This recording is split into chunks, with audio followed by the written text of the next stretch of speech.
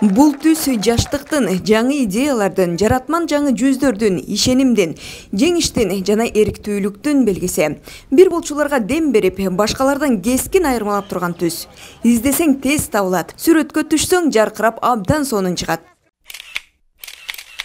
Бирбол партиясы 5 жыл мурунку шайлоолордо эл тандоосуна ээ болуп, Жогорку Кеңешке 12 мандат менен өткөн. Парламентте ачык асман, уран кенин казууга тыюу салуу сыяктуу өлкө үчүн пайдалуу бир катар мыйзамдар демилгеленген. Казинолорду жабуу, кумтөрдү улутташтыруу сыяктуу маселелерде партия эл тараптуу болуп позициясын так жана даана билдирип келген. Сиздер айткандай оңой болгон жок. Ар түрдүү сунуштар болуп атат.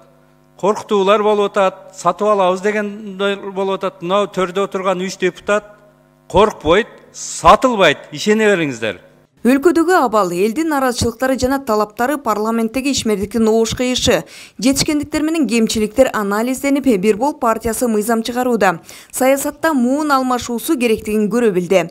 Замандын күрөө тамырын тартып иштей ала турган жаңы жүздөр жана заманбап идеялар зарылдыгы аныкталып, жаштар, жарандык коомдун активдүү мүчөлөрү менен бир катар жолугушуулар өткөн. Натыйжада партия лидери Алтынбек Сулаймановдун демилгеси менен Бирбол курамын толугу менен жаңыртты.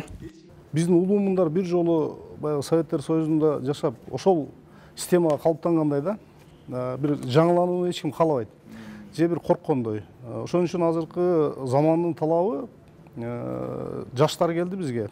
Коркпой жаңыланууга барыш керек да. Кыргызстан көп улуттуу, калктын басымдуу бөлүгү аймактарда отурукташкан өлкө.